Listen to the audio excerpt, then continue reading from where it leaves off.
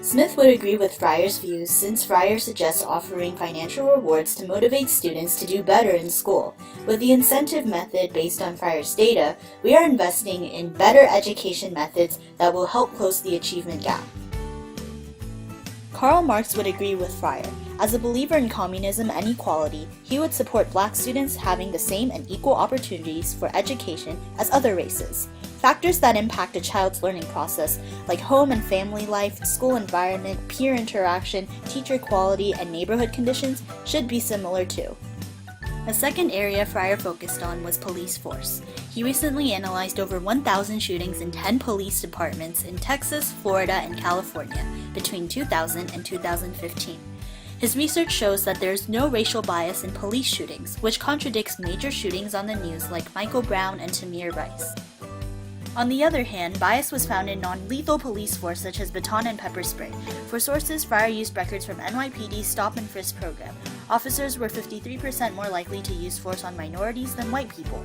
For compliant citizens, officers were still 21% more likely to use force on blacks than whites.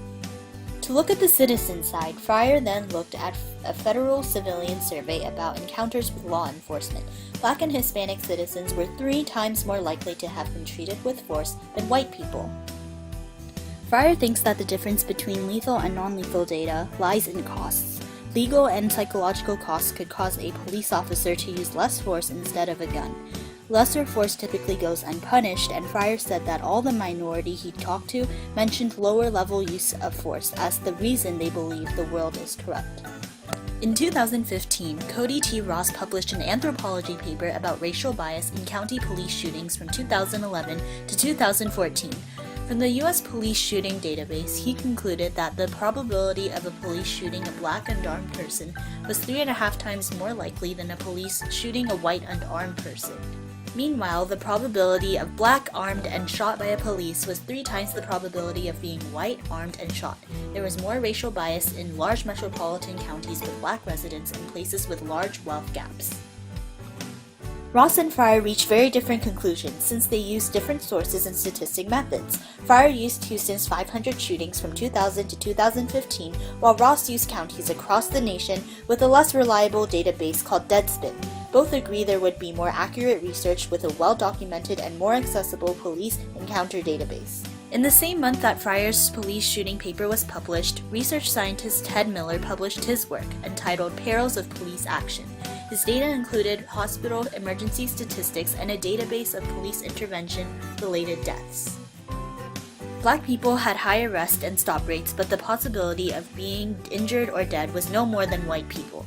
With simulated tests, Miller also found that unarmed black and unarmed white people had the same probability of being injured or killed.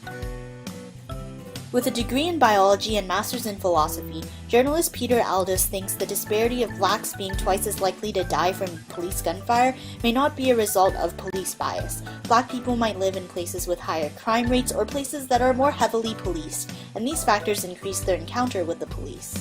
Aldous brings up findings that Philip Atiba Goff of the John Jay College of Criminal Justice found. Goff and his researchers found that out of 19,000 cases, 25% had police that threatened to use force, 37% involved physical contact without weapon use, and only 1% included lethal force, which was usually gunfire. Like Fryer's study, Goff found that race did not matter in lethal force. One author of the study, Jack Glazer of UC Berkeley, says, "They're small numbers, we have less confidence in them." Aldous thinks Fryer chose to emphasize on the lethal aspect, and Goff did not. Fryer offers the solution of holding officers accountable for their actions, even when low-level force is used. Smith would agree with Fryer's use of incentives. With more consequences and punishment on the line, police would think twice before using any level of force on anyone.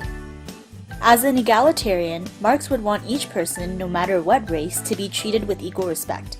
Whether it is non-lethal or lethal weapons, the race of a person should not determine how much force a police officer uses in the same situations.